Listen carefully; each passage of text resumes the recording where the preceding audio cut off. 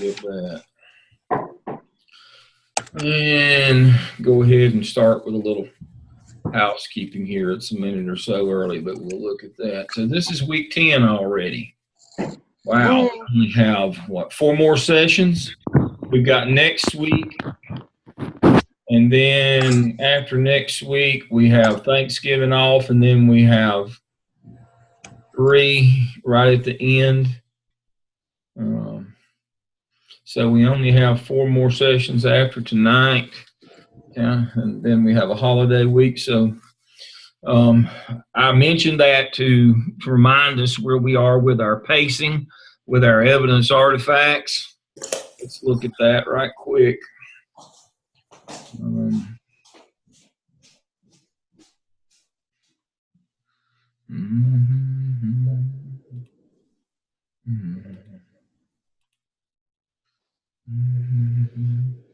We should be somewhere near skip task 1 by now. If you haven't wrapped up your OMA, you need to get that in. You got, as I said, we've got 4 more sessions in the holiday week, so we've got 5 weeks after this week, and you've got 3 tasks left. Once you get to the skip, you've got skip task 1, skip task 2, and cap task 1, and we need to have all of those in around the first week of December for grading purposes. So you got about 5 weeks of class time left, but you only have about really 3 to 4 weeks of time to work on your evidence artifacts. So make sure you get them in there as quickly as you can. Really quick, Dr. Lamb, we don't have to submit skip or cap. No, you don't have to submit them. No, you just need to have them. You just need to have them loaded, in the breach. You need to have them ready. And so, no, you don't have to. You won't submit those until next semester. We have it loaded to your. To Blackboard for me, so that I can see where you're going. Yeah, that's exactly right. Thank you for reminding me, Nadine. Remember, you don't submit to TaskStream until all the tasks are done, but you will submit those to me. That's why I said you've got. Since we're not on a TaskStream deadline with those, you've got the 5 weeks, really 3 to 4, because of the holiday week. Unless you want to work during the week of the holidays, you've really got 3 or 4 weeks because you don't have to have those in until at the end of class. These are just for me.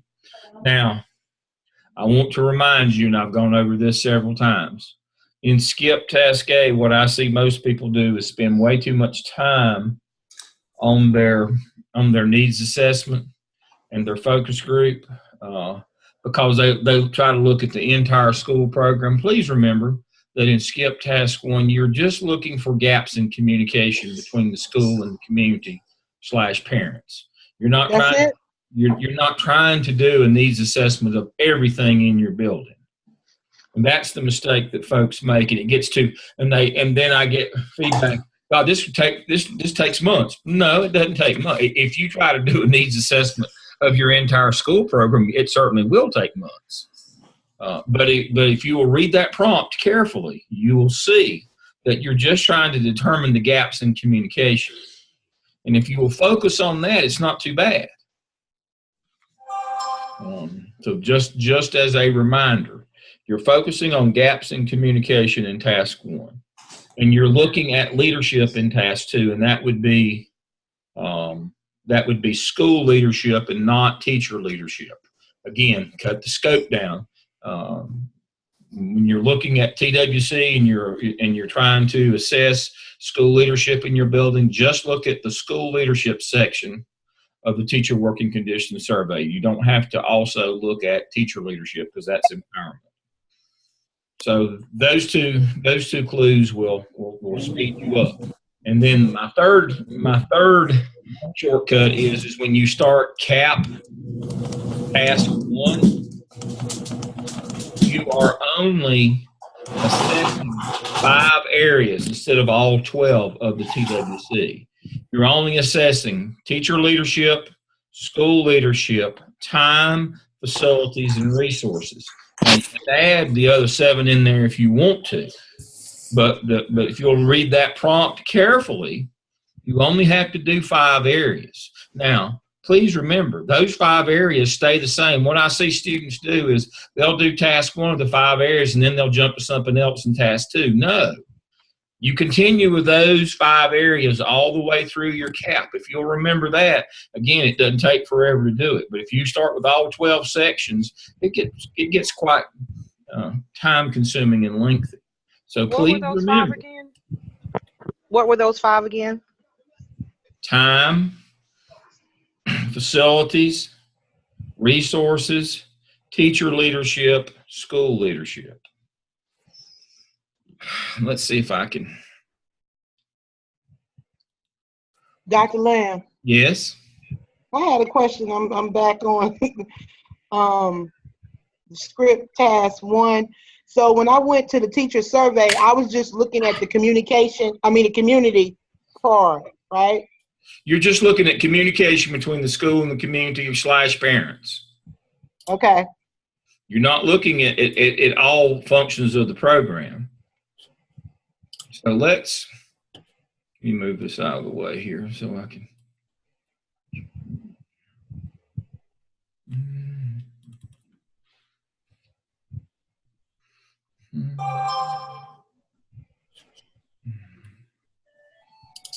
Hopefully you can see the scale handbook on the screen. And let's go to skip task 1 and see what I was talking about here.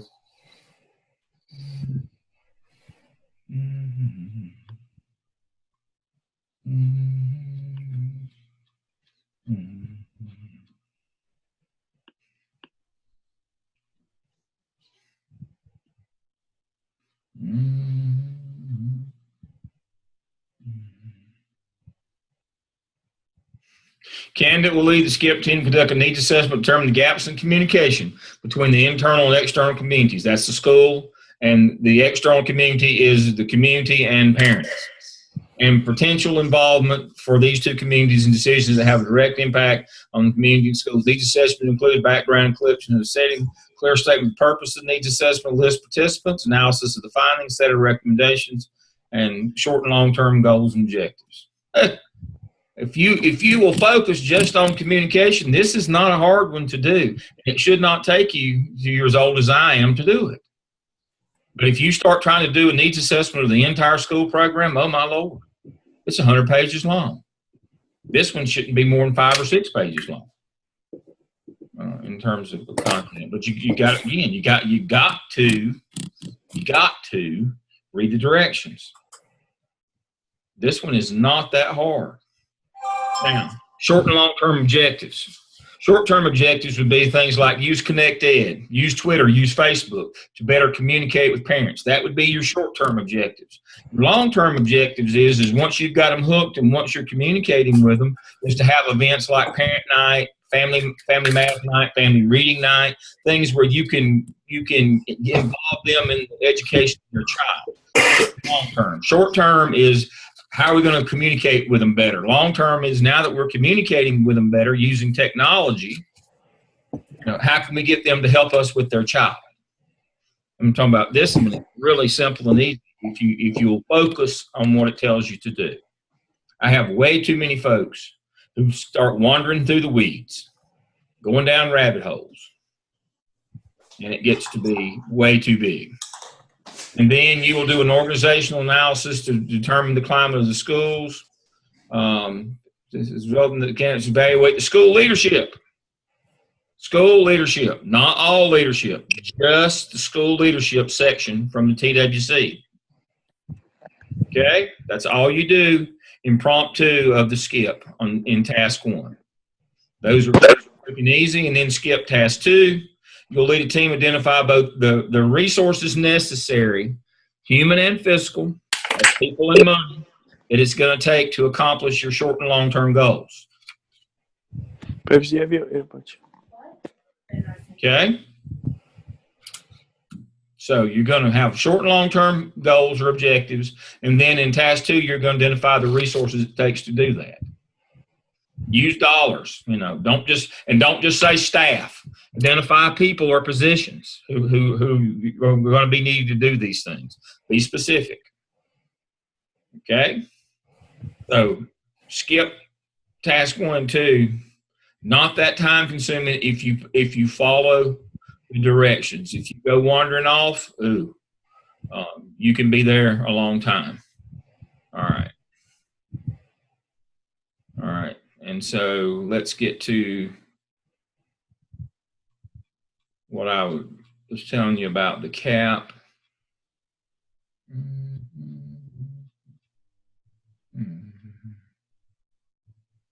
There you go. The analysis of the climate will include data related to the 5 areas, not all 12, 5. Empowerment, that's teacher leadership. Leadership is school leadership, facilities, resources, and time. There you go. Not all 12, just the 5 sections. Right there it is for you. And then you do a needs assessment.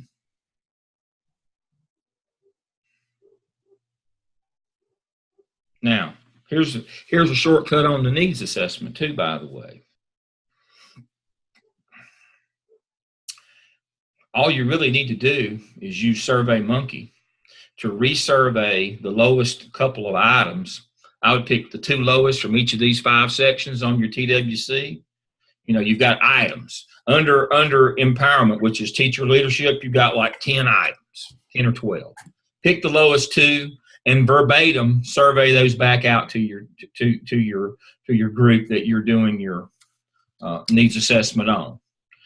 And I'd pick 2 from each of those 5 areas. I'd have 10 questions on my Google on my SurveyMonkey survey to do a needs assessment.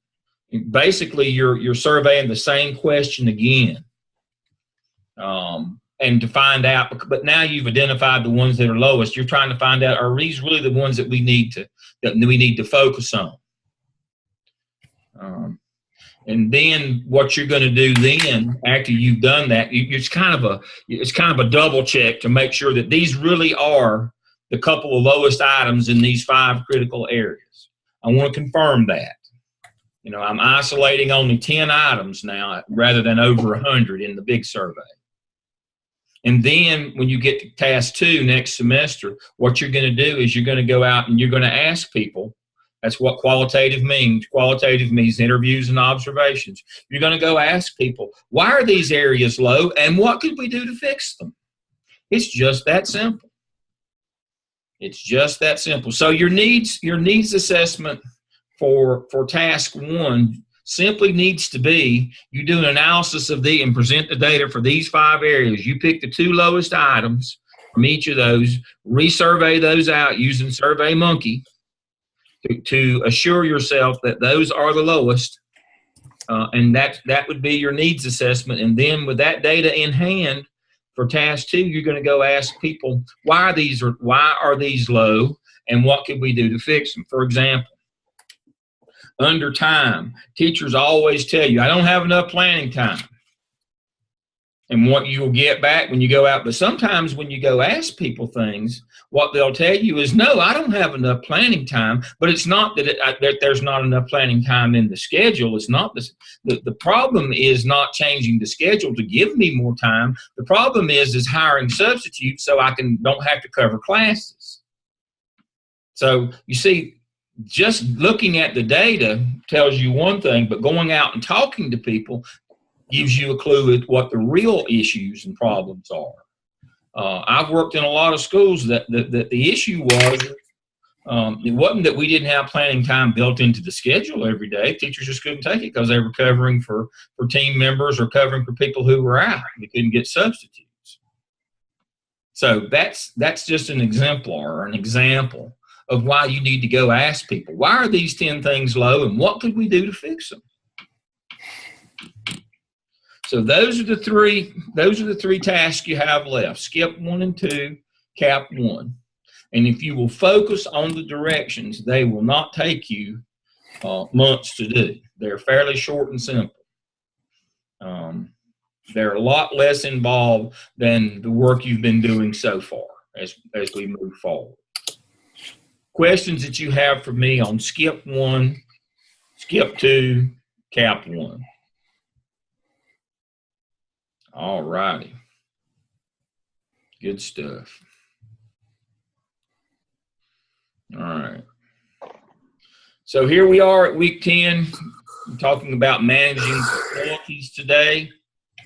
And so I've got some things on there. So the first thing that if you worked with the, let me close some of these windows here, get this thing to work a little better. All right. I had you do an assessment inventory checklist of your facilities. And a lot of you have already done those, and the feedback on that has been positive that, some of you have found out your schools are doing a really good job. Unfortunately, some of you have found out your schools are not doing a very good job. And, I don't in any way want to be an alarmist or that, but I grow more and more concerned each day with some of the acts of violence that go on in this country. And it's not just being safe while you're inside, but also it's safe outside, keeping your doors locked, having an emergency, a crisis plan, having an evacuation plan, having your cards, for red and green cards. A lot of people are just going to red only cards now, but that's just semantics to me. The important thing is that you have cameras, that you have a safety plan, that you have a crisis plan, that you keep your outside doors locked. You don't prop doors open where people can just come walking in. That you don't allow cars to get, as we saw in New York recently, you don't allow cars to get where pedestrians are or people walking. You don't allow that. You keep them pinned off. You don't have students walking through parking lots. You have the bus lot separated away from cars. I was a high school principal during Columbine. That was not good. I was also a high school principal during Jonesboro, the shooting in there. Not good.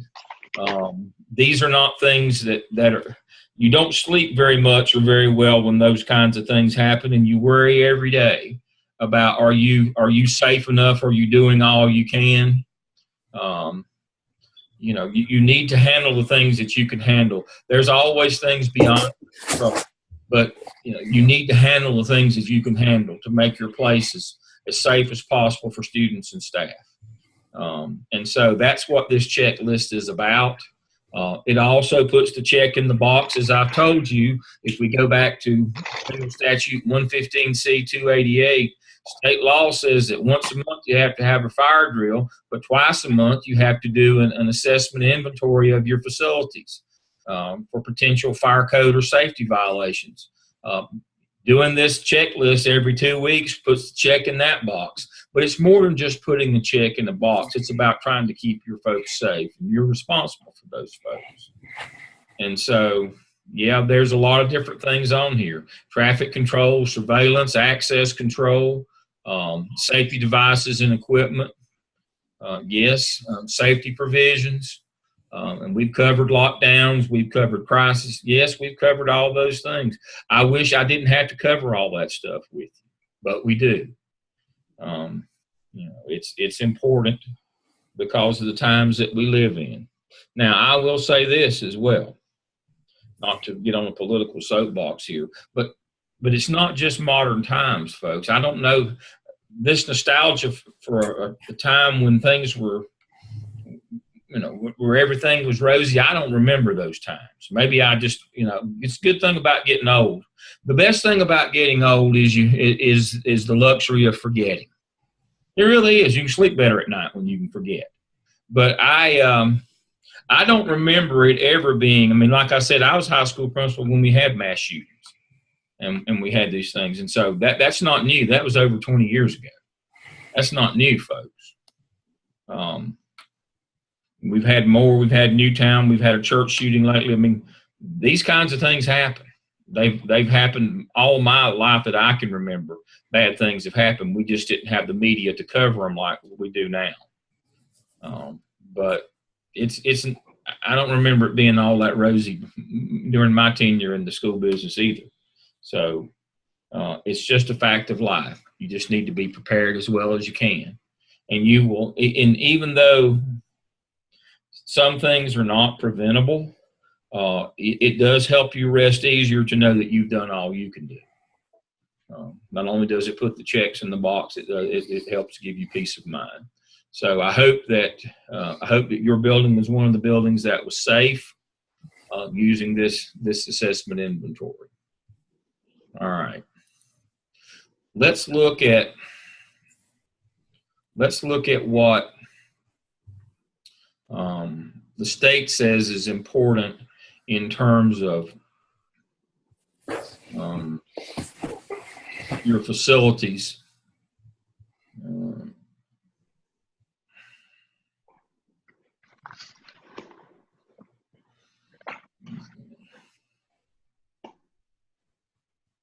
I don't know if you can see that on your screen or not. Let me.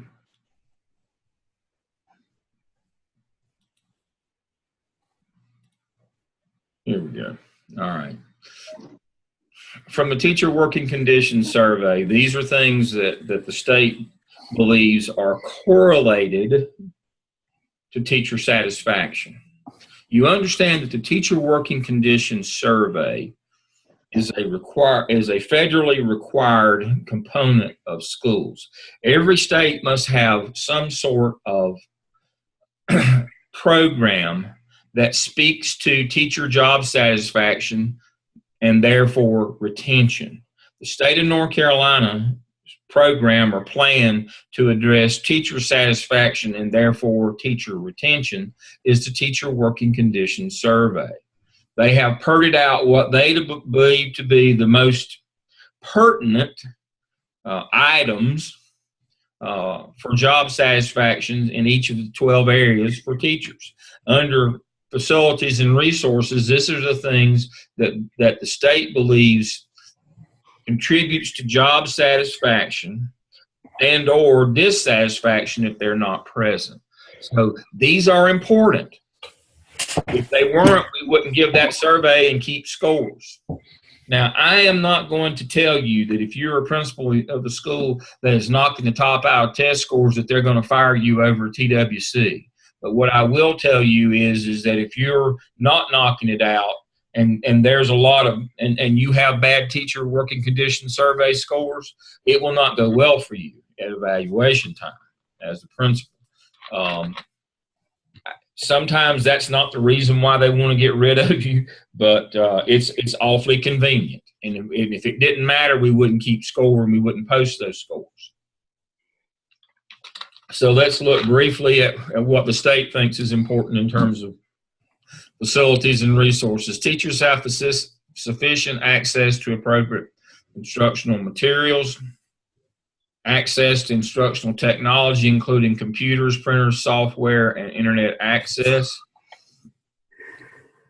Teachers have access to reliable communication technology, including phones, faxes, and email. Teachers have sufficient access to office equipment and supplies such as copy machines, paper, pens, etc. Teachers have sufficient access to a broad range of professional support personnel. The school environment is clean and well maintained. Teachers have adequate workspace to work productively. The physical environment of the classroom in this school supports learning. And remind me, we're going to come back to that one later tonight. And the reliability and speed of internet connection in this school are sufficient to support instructional practices. Now, you say to me, but Dale, I'm not an enterprise architect. I'm not an IT guy or gal. But you've got a phone and you can call and you can work and you can call your maintenance. You need to keep things up and working. You know, I know that copying machines are the bane of our existence in the school business, but your copier shouldn't be down for a week. I mean, you need to make sure, or you need to, you know, and as a principal now, guess who's going to be the person that's delegated to do all this manual type labor kind of things? That new AP that's going to be you. Again, these are I've tried to express to you this semester, there are certain themes and things in the school business that the new AP has to do. This is one of them. You'll be the one that's calling the copier repair or calling the central office the maintenance people, or you'll be calling ATTU verse when or the person at the central office that calls in. You'll be the one that keeps after those kinds of things and follows up and makes sure that everything's working in the building. This list is important. If it wasn't, it wouldn't be published and they wouldn't keep scores. But this is going to be one of those things that's going to be your task, unfortunately. You're going to be the one that has to follow up and make sure that all these boxes are checked. So you might as well get an understanding of what it is that you need to do facilities wise. And you may be in a district. I've worked in a district where the school itself hired the custodians. I've worked in a district where the custodians were hired at the central office and they just came out and you had no control over them. It doesn't matter. Your building needs to be clean and well maintained. Whether you can hire and fire the custodians or not, that's going to be your job as an AP, is to make sure the building's clean.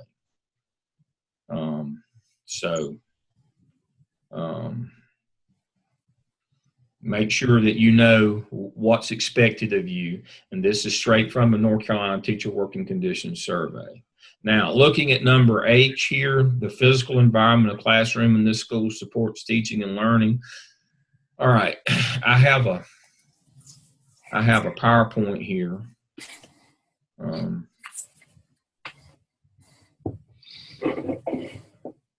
And here is going to be, hopefully you can see that.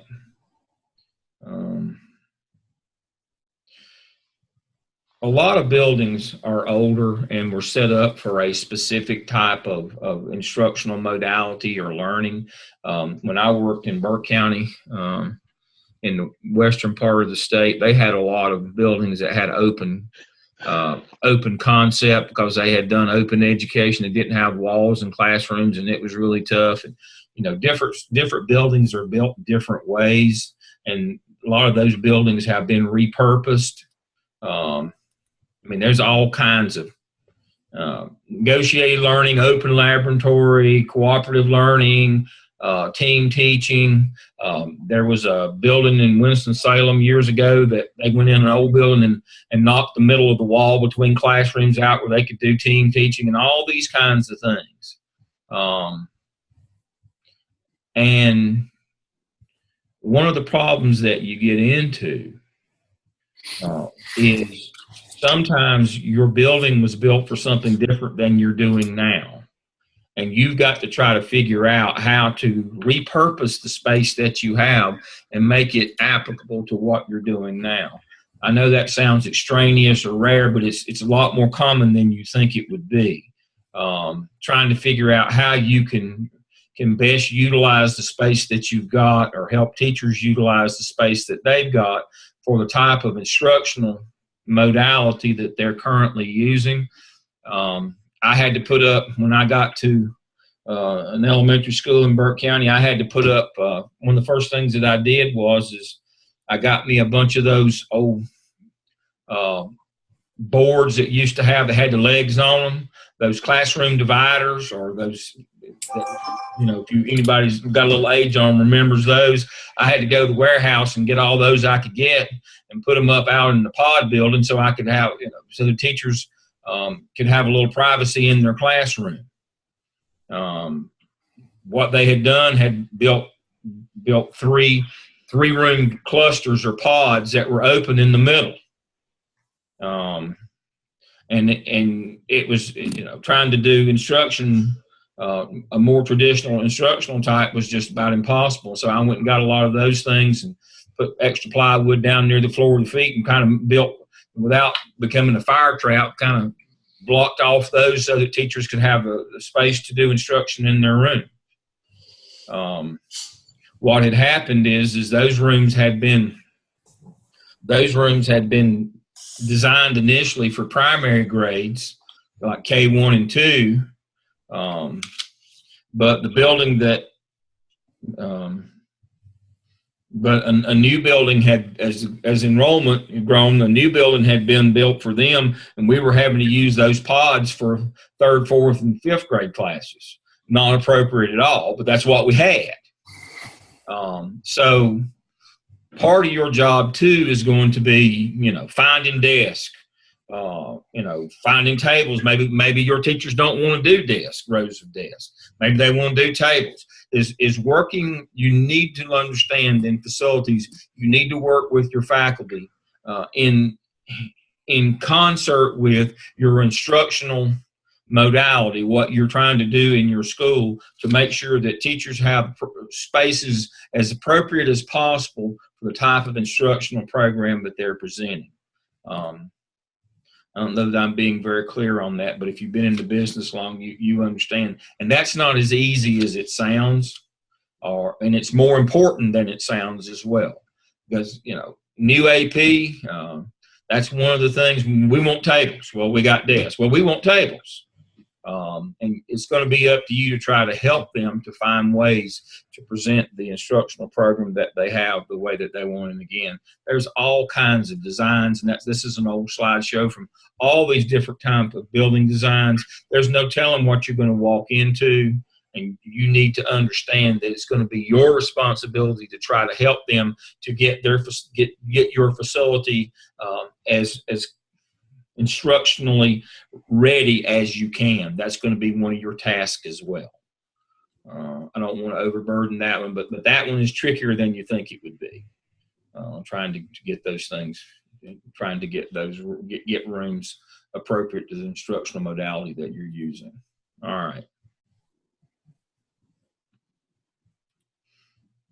All right.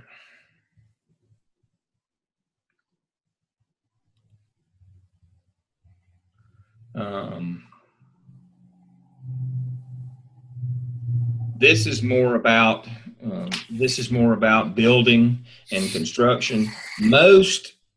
I was kind of on the cusp of the old way, and then in my career, and went to the new way. I have had to manage construction of building onto a building as a principal, but then during my career, we switched over to construction management firms, and the principal didn't have to do that. But yes, I have had to have a punch list and go over it with contractors and those kinds of things. That stuff's usually not done anymore. But again, this one is the reason I included this slide show here. Speaks to facilities. Again, it's better to plan and prevent accidents than to have to pay for liability. Again, it goes back to how you use your facilities, keeping them straight, keeping them safe. Don't do death traps. Like I said, I put up those boards to block off some of the sound, but I left plenty of room for egress in those pods, and that speaks to the risk management.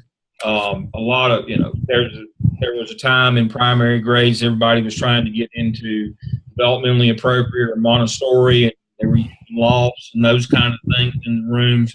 Well, those things are a risk management nightmare. Kids fall out of those things, especially back in the years of learning styles when kids were laying in the floor and on couches. And I don't know if any of you ever remember that, or you came along during that time. A lot of that stuff's pretty dangerous. So you need to be involved with what's going on in the rooms. You need to be paying attention. And again, the rule of, my summation here for facilities, it's better to plan and prevent accidents than to have to pay the liabilities on those. So that's kind of my summation. But again, you may just be doing traditional education with traditional classrooms, rows of desks, and if you are, that's great. But if you find yourself in a situation where you're having to modify the facility that you're in to fit your instructional modality, make sure you understand that it still needs to be safe. All right, because I've had to do that myself. All right, okay. Let's talk about money a little bit.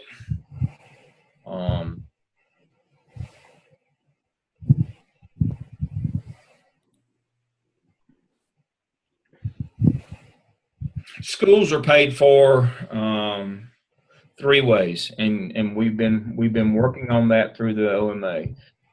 Federal programs like career and technical education, Title I, academically gifted, exceptional children, 504, English as a second language. All those things are paid for by the federal government. We don't give schools the money. We give them the positions. Now, Title I, we do give schools money, but there are restrictions and rules as to how they spend it. But that money comes from the federal government. The state gives us a per pupil allotment for instruction, and they allot teachers based on average daily membership. And again, you have a little control. You get that money, you get a little bit of that money, it comes to your account and you can spend it. But mostly what the state sends you is teachers. And then you have your local money from your LEA, your local education agency, or your school district. That's where your capital, that's buildings and furniture and computer technology, that all comes from your local. It comes from your county commissioners in the 100 districts in the state that are county districts. It comes from your city council in the 14 cities districts across the state, like Mooresville City, Clinton City. Their capital funds for buildings and grounds come from the town council, but in the 100 counties of the state, that money comes from, for facilities, comes from your county commissioners. School boards in North Carolina are unempowered. That means they cannot tax you. They have to go to the taxing authority to get money. So that means the local school board in your county has to go to the county commissioners. The local school board in your city district has to go to the city council for their money. And that money is for facilities. Again, the state of North Carolina in 1966 got out of the facilities business. So that's local. Now you say, now where does that money come from? How does the county commission come up with that money? It comes from property taxes.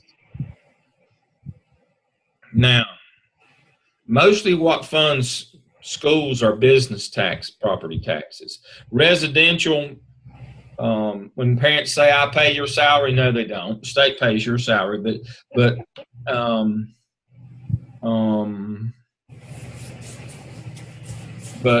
schools are mostly funded capital-wise locally from business taxes.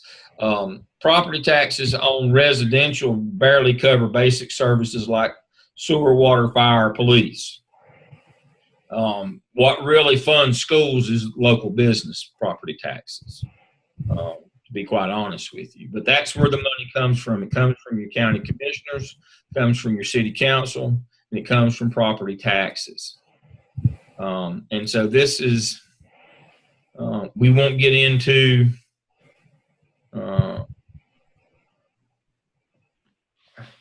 real property tax has been the major source of local funds for education since the early history of the nation. And as you know, those monies are being diverted, and one of the real problems with school funding now in terms of facilities is all this corporate give back or corporate welfare, where we're reducing taxes on businesses and giving them incentives.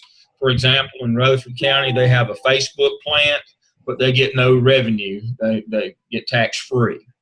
And so what used to bring in good revenue for schools, businesses, used to bring in property tax wise, bring in good revenue for schools. That's no longer the case very much in North Carolina. We're lessening the business taxes. We're giving them tax incentives. We're giving them tax grace. And so that hurts schools worse than anybody else. Remember, property taxes on residential real estate is what pays for your basic services, police, fire, water, sewer, those kinds of things, infrastructure. Where the real money comes to schools is from corporate, from businesses. And as we continue to get more and more into corporate welfare, that hurts schools worse than anybody else.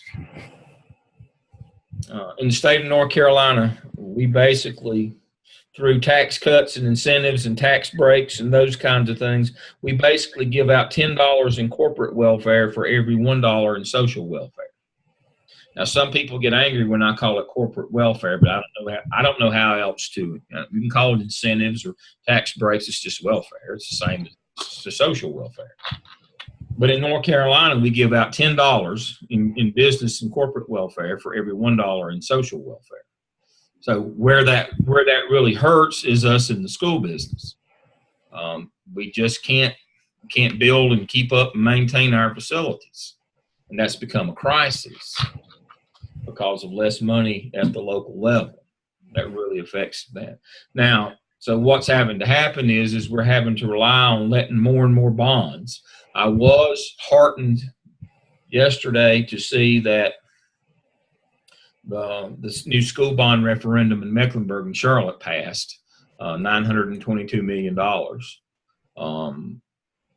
I'm not sure that it will be used wisely or distributed equitably, but I am glad to at least see that, that voters are willing to support bonds. The problem is that the majority of that money should have come from property taxes on businesses rather than letting bonds again, because those bonds are generally paid for by individuals rather than the businesses.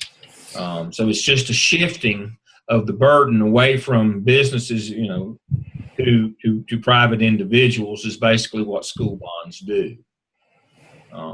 And so that's what's going on in Mecklenburg right now is because they're not bringing in, the county commission is not bringing in near the revenue that they one time did from businesses.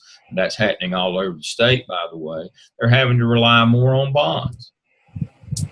And that's going to be the future of the business. That's going to be the future of the business. And so while you say, well, Dale, what's that got to do with the price of eggs? If you're in a district where the taxpayers won't tax themselves, where individual property owners won't tax themselves through bonds, you're going to be at a deficit with your facilities. And you're going to have to make do with older and less appropriate facilities as we go forward in this business. The burden has been shifted away from corporate America to pay for schools to individual homeowners and taxpayers now, not through raises in their property taxes per se, but in bond referendums. So that is a change that has occurred slowly but surely over the last 20 years. Is we've moved more away from businesses supporting schools through the property taxes, now more back to the homeowner again. And so that's quite a change, and it's become quite a conflict.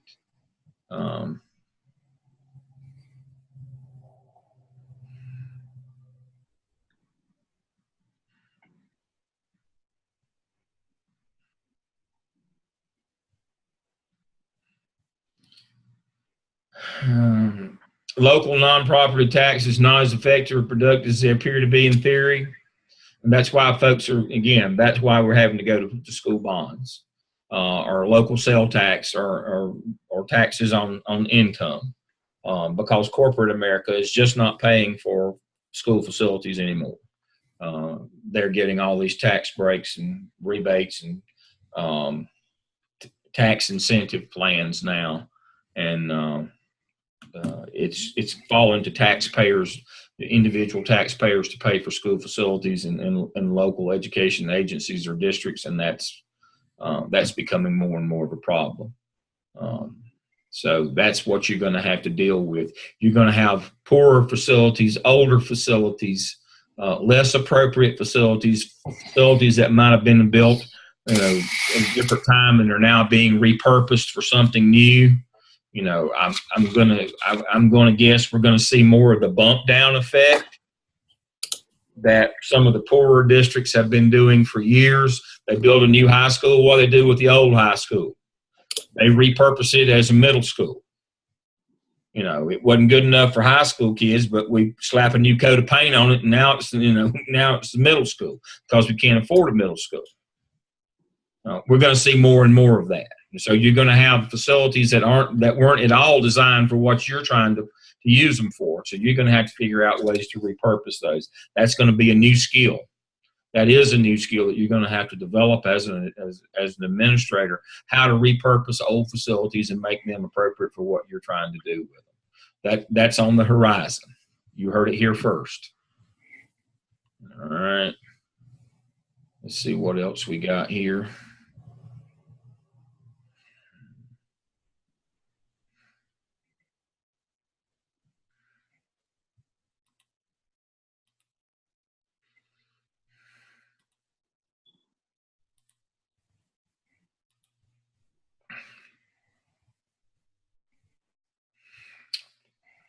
Because of the continual increase in funds allocated by most of the states, local control of education is slowly decreasing. Rural areas no longer have a strong influence in legislation. Basically, what I was just telling you here.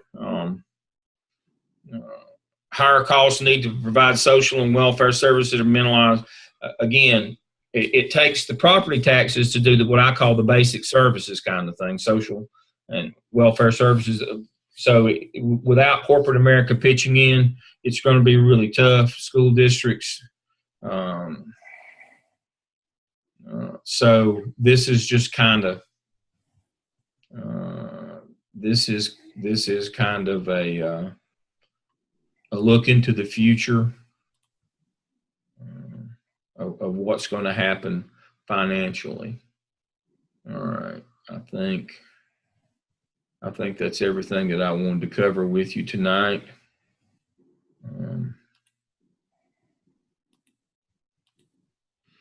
Yep, I believe that's it. All right. Anybody have any questions on skip 1 and 2, cap 1? Please remember, you just put them in the Dropbox, in the assignment Dropbox for me. You do not have to upload them to TaskStream. As you can see, I have a place right here for them. You drop them in. And the last thing tonight, somebody pointed out,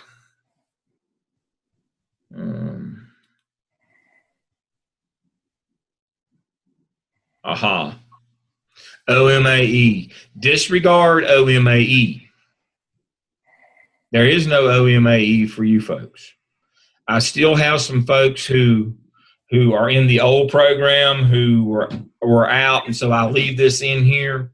I've got some folks who started in the spring of 16 that are still around, and so I don't want to get rid of my OMAE stuff, their handbook. They were doing OMA A through E, but that's not for you. Y'all are on tasks, task 1 through 4. So disregard that. But again, I don't take it out because I do have some students from way back, and their handbook is different than yours. But disregard OMAE. All right. Dr. Lamb, are you going to talk about the school deposition? I'm sorry, I can't hear you. You're breaking up. School deposition, I think that's it. Let's do this. Again, I can't. I'm sorry, I can't hear you at all. I said, are you going to be talking about the school deposition that's due in TaskStream this semester? Oh, the SOE, the School of Ed dispositions? Yes. No, you can do those anytime. That's just a self-assessment of yourself. Okay. So we can look at that right quick. What's the time? Yeah, we got a little time. Let me look at that right quick. And so you folks are, come on, sign up, log in, let's go. I'm going to switch to the student view. All right, you folks are spring 17 regular. Okay, so for 603, you just do your School of Ed dispositions. You can do those at any time. There's nothing required for you to do those. You just simply click on that and answer the questions where you think you are. Okay. Let me move that out of the way. Complete this form. Move that on up out of the way. You know, as you can see, there is nothing. You just assess yourself. Okay. There's no text, no Don't have to put any proof in, do any of that. It's just where you think you are on these dispositional skills here. And then save and return and then submit. You can do that at any time. Okay. All right.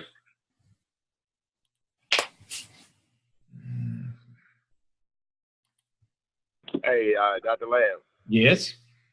When are they expecting us? Because, I just put met expectations there. That's it.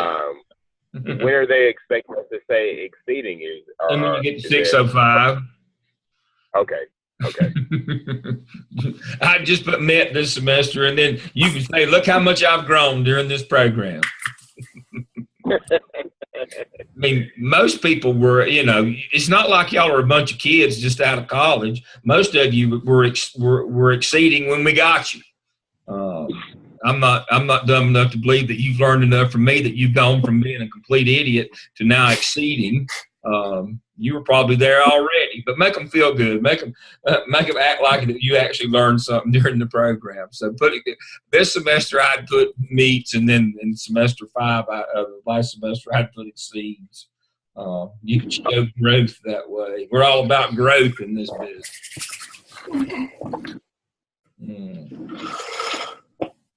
Oh, man. Well, it's good to be back with everybody this week. I survived my colonoscopy last week. Y'all didn't. That was too much information, I know. So, you said you was out. I didn't know what it was. So we're ready to roll again. So I will see you again next week. I see our time is about up. I will see you again next week. Finish up the OMA, move on with that thing, and get to the skip 1 and 2 and cap 1. Be sure to follow the directions closely. Don't let it take you forever. They're not that big if you'll follow the directions. And I will see you again next Wednesday. Y'all have a safe week. Okay. All right. Bye.